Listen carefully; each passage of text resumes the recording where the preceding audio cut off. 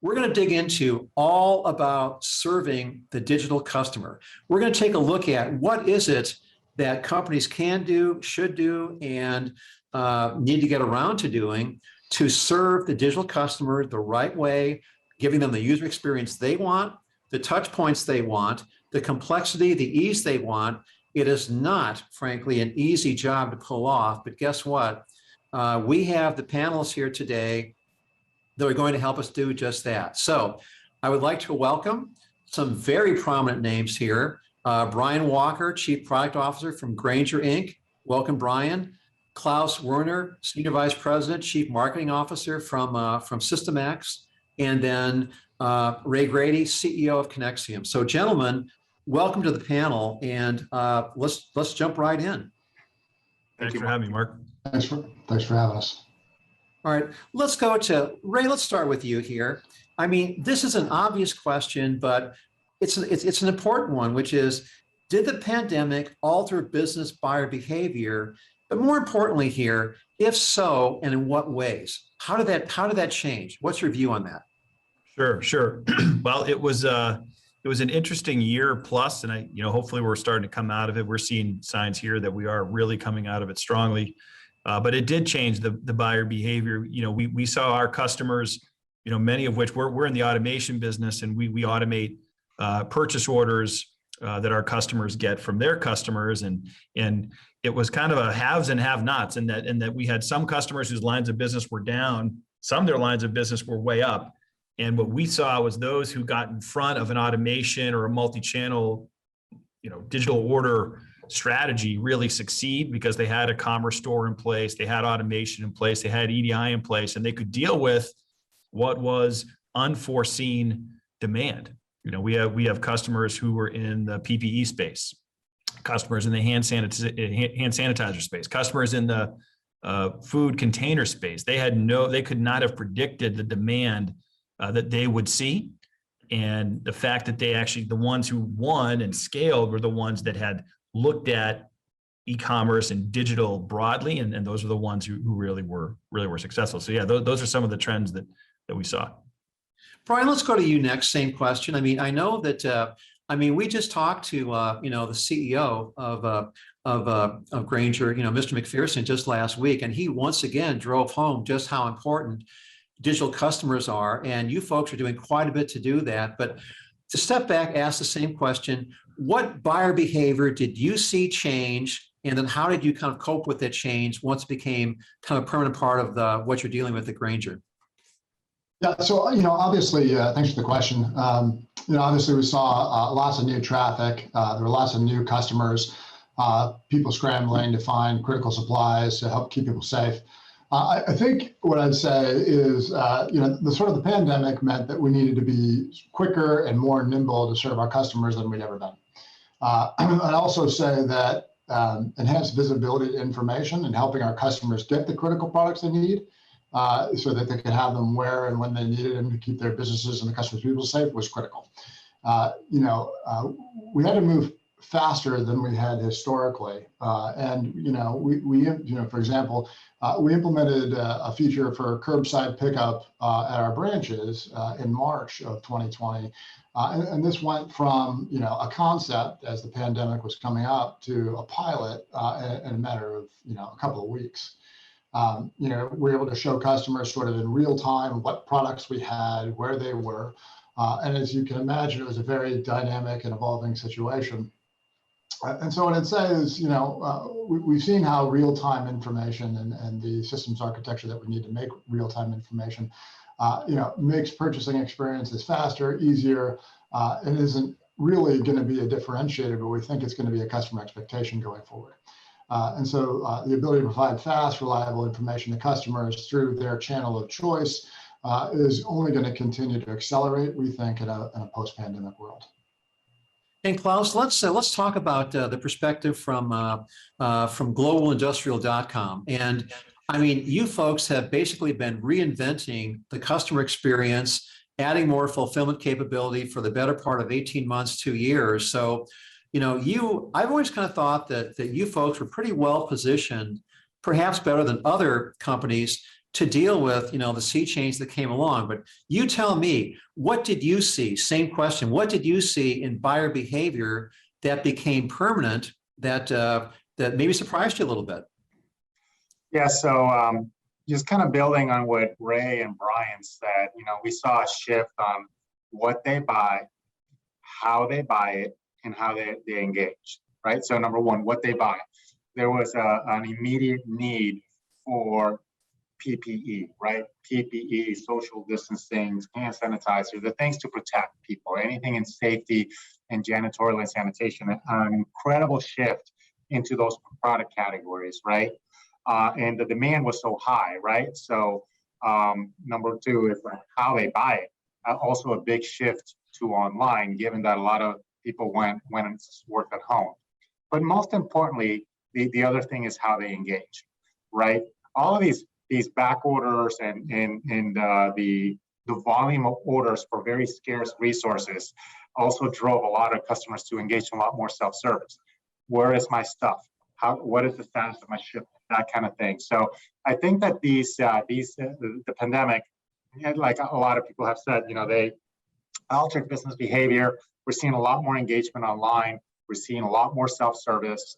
I think that the customer has been trained, right, to in a way to have lower expectations, right, because there's a scarcity of resources, but that's not going to go on forever, right? So right now they can tolerate, especially due to the continuing supply chain issues and labor issues we're having post-pandemic, the customer will tolerate that. But in order to be competitive and win in the marketplace, that is not going to be a long-term thing. But the other long-term things that are going to remain are going to be the self-service, the more online, that kind of thing. That is going to continue for in perpetuity from my perspective. Great segue, because our next question is to get a little more granular here. Ray, let's pivot back to you. My question to you is, so, you folks did a very nice job of kind of outlining, where you saw the shift in behavior, but then a lot of people are looking to, Conexiom, GlobalIndustrialcom, Grainger, because you're frankly market leaders. They want to learn from you guys. So can each of you take a look at a specific tool or service that you brought online to deal with the shift in buyer behavior here, and how's that been going for you so far? So Ray, why don't we start with you folks? Sure. Thanks, Mark. And again, I'm on we're a SaaS platform, so I think my answer will be a little bit different than Brian and Klaus's. So what we saw our customers do is try and quickly pivot to automating whatever they can automate in a world where people just physically weren't in the office, or there was demand coming in, or probably more than or, as I've come to learn, scarcity of supply chain, which Klaus kind of touched upon. So what does that mean? That's the ability to say, okay, if scarcity of supply chain is coming in and I can automate my request for quote, as an example, can I get the quote out faster, and can I win, as a big, global distributor? Or if I need to go look for, and I have my people, manually touching documents, what would happen if I could automate my order acknowledgement or automate my advanced ship notice, right? I have your order. I need to go find I don't have, to Klaus's point, I don't have the inventory. I got to go find it. What about this alternative product?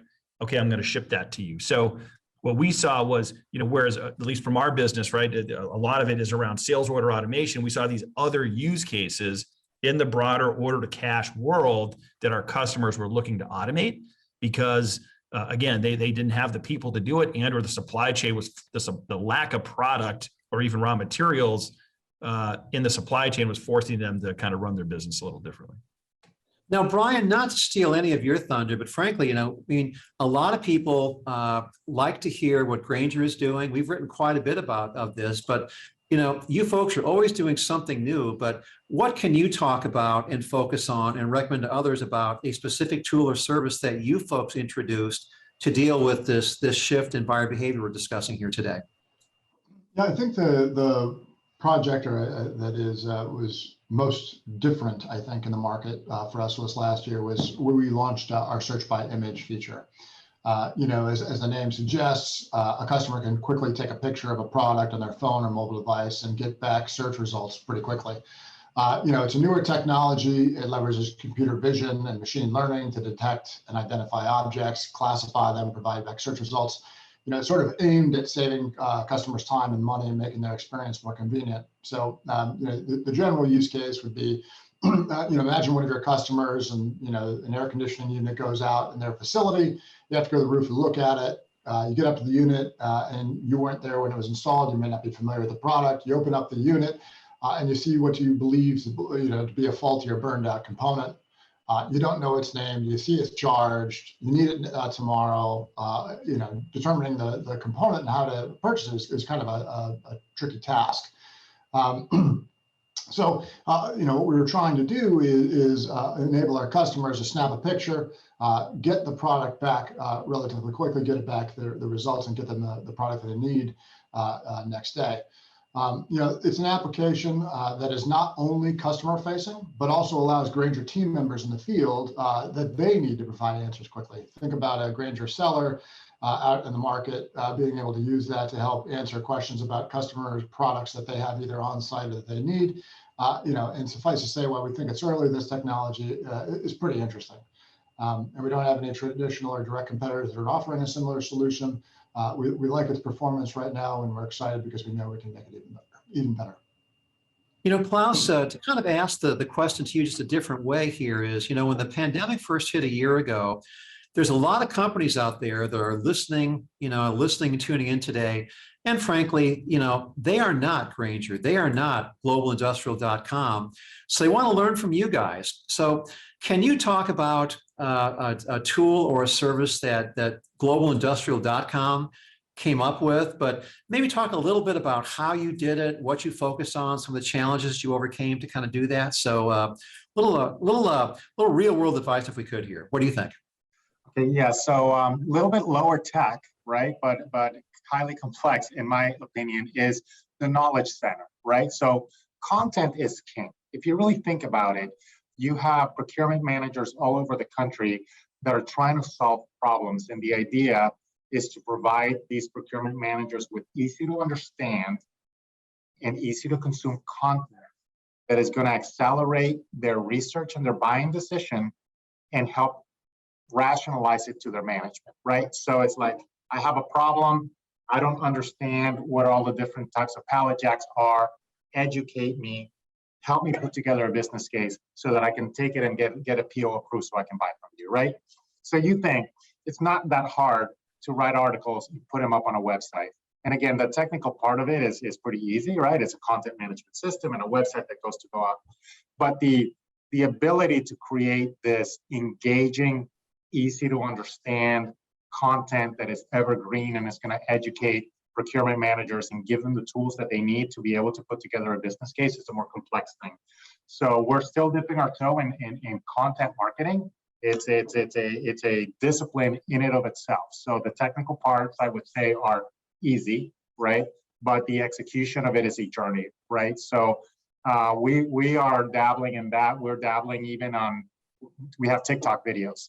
Believe it or not, there are some of our customers in the age group that are consuming some of these TikTok videos around kind of how to do this and how to do that, right?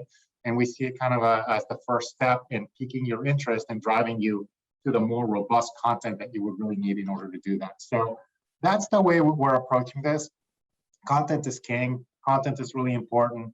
If you are the person providing the content and educating the customer, that is the first step in developing a relationship with the customer and driving the longer term relationship with them. Let's stick with you for this next question here. Then we'll kind of go back through our esteemed panelist here. So the sea change came on. You saw the shift in all kinds of buyer behavior for a lot of companies. Frankly, it caught them flat-footed. Wow, where did these guys come from? What do I do about it? Better get a game plan. And so, frankly, for a lot of companies that we've talked with, it was panic mode early on, okay? Because they were not as far along as maybe they needed to be with digital commerce. So my question to you is, now that we've seen the behavior change, now that everybody's kind of talked about how they've seen the behavior change, some examples of some tools you're doing to kind of deal with that, how do you assess where the buyer behavior is going from here? I mean, how do you keep ahead of that? I mean, build it and they will come, or, the usual mix of A/B testing, consumer panels, talking with customers? How do you now anticipate what this new mass of B2B buyers wants and keep ahead of the game plan there? So what are your thoughts on that? What are you guys doing about it? We're still focusing on the basics, believe it or not. It's going back to the basics, making sure we have the right product for the right customer at the right time, making sure that our website is stable and has good response times, right? It's fast, making sure that people can get to product easily. And that sounds easy again, but is your product data clean? Is your taxonomy the way it needs to be?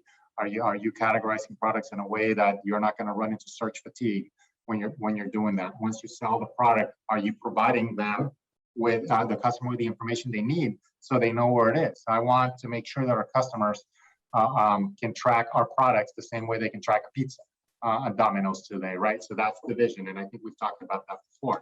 So from my perspective, it's all about making the purchase easy, making sure that the fulfillment and the post-purchase experience is good. There's the ability to track the product, the ability to resolve issues. At the end of the day, we ship heavy stuff. We rely on third-party carriers. Things are going to go wrong occasionally. How do you handle that customer experience afterwards? So thinking about the whole customer experience journey is very important. And again, we need to be ready for customer expectations. Customer expectations went down a little bit, right? Because they were able to tolerate things.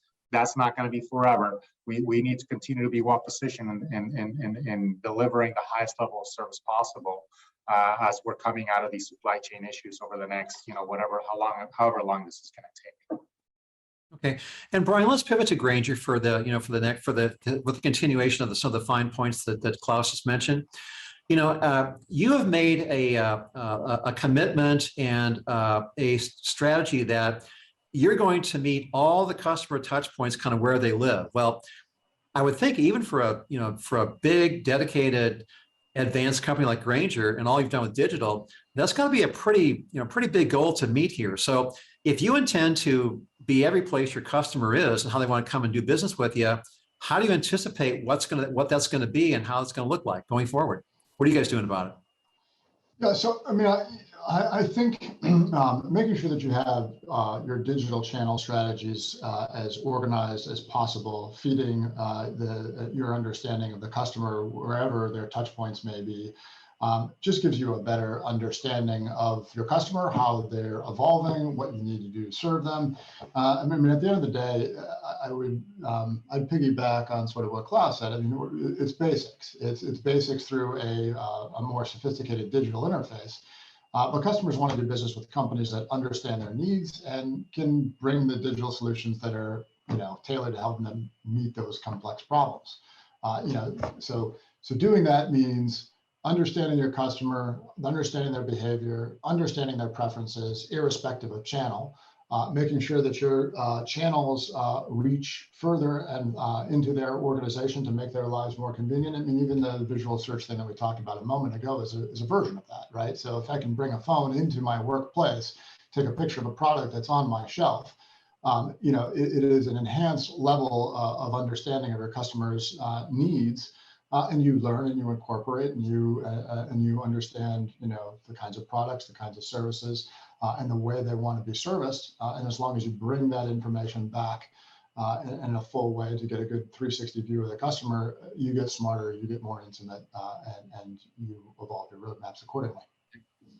And Ray, bring us home if you would. What sum it up for us? From your perspective at Conexiom, how are you anticipating digital buyer behavior change going forward? Pretty fast paced, I would think. Bring us home and tell us about that. Sure, absolutely. Well, I think the guys nailed it. I think unless you have to be a certain type of a customer to be able to force your customer to change and do business the way you want them to do business. And I think the winners that we're seeing in the marketplace are, I'll use Brian's word, irrespective of channel, meeting the customer where they are, however you want to say it. It's just understanding how they want to engage with you and making sure that you're optimized to do that. So if we want to drive them to, Grainger.com, right? Because that's easier for them, one-click reorder buy, then we should do that, right? If we want to allow them to buy the way they always have and send something in manually, we want to be able to automate that and give them greater visibility into where the product is, right? If they want to be able to punch out to a third party and buy via, Coupa or Reba, we got to do that. If it's EDI, we got to do that, right? So it's how do we really look at how they want to engage with us, and we put the right processes, people, and tools in place that will allow them to do it. Because if you don't, they're going to go somewhere that will. And with that, I would like to thank this dynamite panel. Klaus, Brian, Ray, thank you so much.